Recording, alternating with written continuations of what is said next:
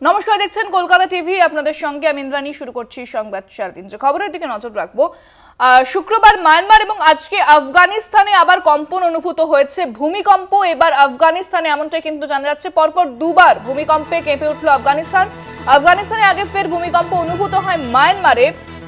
Richter স্কেলে কম্পনের মাত্রা 4.7। আজ আফগানিস্তানে কম্পন অনুভূত হয়েছে। গতকাল আমরা দেখেছিলাম যে মায়ানমারে, সেখানে ম্যান্ডেলার শহরে যে কম্পনের উৎপত্তি স্থল ছিল রিক্টার স্কেলে, তার মাত্রা ছিল 7.7। এবার কেঁপে উঠল আফগানিস্তানে রিক্টার স্কেলের কম্পনের মাত্রা দেখা যাচ্ছে যে 4.7, অর্থাৎ তীব্রতা খানিকটা ছিল এই কম্পনে।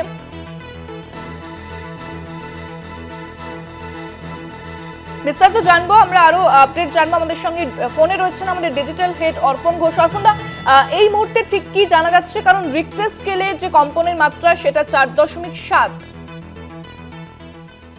দেখো ইন্দ্রাণী, এই মুহূর্তে যে খবর সেটা হচ্ছে এখনো পর্যন্ত প্রাণহানির কোনো খবর পাওয়া যায়নি। তবে কি পরিমাণ ক্ষয়ক্ষতি হয়েছে সেটা এখনো পর্যন্ত সরকারিভাবে কোনো বিবৃতি দেওয়া হয়নি। আফগানিস্তানে আজ সকালে পরপর দুটি ভূমিকম্প হয়, যার রিক্টার স্কেলে পরিমাণ ছিল 4.7 এবং 4.2। এই দুটি মাত্রায় কিন্তু আফগানিস্তানে ভূমিকম্প অনুভূত হয় স্থানীয় সময় 4:51 এবং 5:16। এখানে আরেকটু বিস্তারিতভাবে ইন্দ্রাণী জানিয়ে রাখি কলকাতা টিভি দর্শকদের জন্য। প্রথমে যে ভূমিকম্পটি হয় সেটা আফগানিস্তানে ব্যাপক প্রভাব ফেলে, এবং দ্বিতীয় যে ভূমিকম্পটি হয় সেখানে শুধুমাত্র আফগানিস্তান নয়, পাকিস্তান এবং তাজিকিস্তানেও ব্যাপক রকমভাবে প্রভাব পড়েছে বলে জানা গিয়েছে। ভূকম্প বিশেষজ্ঞ যারা, তারা জানিয়েছেন যে এই যে মাত্রায় ভূমিকম্প হয়েছে 4.7 এবং 4.3, এটাকে মধ্যম মাত্রায় ভূমিকম্প বলা হয়, এবং এটার তীব্রতা কিন্তু মারাত্মক হতে পারে এবং আফটার এফেক্ট কিন্তু মারাত্মক রকম হতে পারে। তাই এক্ষুনি ভাবার কোনো কারণ নেই যে রিক্টার স্কেলে 4.7 আছে বলে কোনো রকম কোনো ব্যাপার নয়। এটা কিন্তু ভূমিকম্প বিশেষজ্ঞরা জানিয়েছে। তবে সবচেয়ে গুরুত্বপূর্ণ বিষয়, গতকাল মায়ানমারে হয়েছে, আজকে আফগানিস্তানে পরপর দুটি ভূমিকম্প।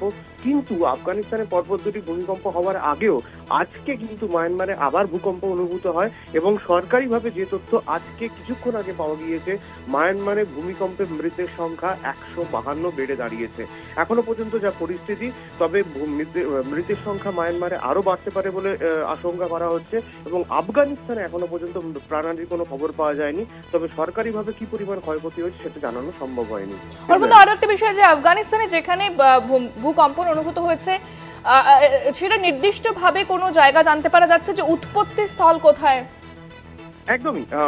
প্রথম যে ভূমিকম্প হয়েছে তার উৎপত্তিস্থল হচ্ছে তাজিকিস্তান, 61 কিলোমিটার দূরে হচ্ছে এসকাশানার থেকে, এবং আরেকটি যে ভূমিকম্প হয় সেটাও কিন্তু তাজিকিস্তান থেকে 37 কিলোমিটার দূরে এক্স্যাক্টলি সেইখানে কিন্তু ভূমিকম্প হয়। এবং তোমায় যেটা বললাম যে প্রথম ভূমিকম্প যেহেতু তাজিকিস্তান থেকে 61 কিলোমিটার দূরে হয়েছিল, সেই কারণে প্রবল পরিমাণে এফেক্ট হয়েছে আফগানিস্তানের জায়গাতে, এবং দ্বিতীয় ভূমিকম্প যেহেতু 37 কিলোমিটার দূরে হয়েছিল, সেই কারণে কিন্তু এই ভূমিকম্পের বিস্তার আর একটু বেশি হয়েছে, পাকিস্তান এবং তাজিকিস্তান জুড়ে ব্যাপক প্রভাব ফেলেছে। ইন্দ্রাণী, একেবারে ধন্যবাদ অর্পণদা। কথা বললাম আমাদের ডিজিটাল হেড অর্পণ ঘোষের সঙ্গে। পরপর দুবার কম্পন অনুভূত হয় আফগানিস্তান এবং তাজিকিস্তান। মূলত বলা হচ্ছে যে ভূমিকম্পের উৎপত্তি স্থল, এবং রিক্টার স্কেলে কম্পনের মাত্রা 4.7। আমরা দেখেছিলাম গতকাল যে মায়ানমারে সেখানে ভূমিকম্পন হয়েছিল, এবং ভূমিকম্প অনুভূত হয়, জোড়া ভূমিকম্প হয়েছিল মায়ানমারে। তারপরে আজও আবারও কম্পন অনুভূত হয়েছে মায়ানমারে বলে জানা যাচ্ছে। আবার আফগানিস্তানও কেঁপে উঠেছে আজকে, যার জেরে আফগানিস্তানে কতটা ক্ষয়ক্ষতির পরিমাণ এখনো পর্যন্ত জানা যাচ্ছে না। তবে উৎপত্তি স্থল তাজিকিস্তান এবং রিক্টার স্কেলে সেই মাত্রা হচ্ছে, কম্পনের মাত্রা 4.7 বলে জানা যাচ্ছে।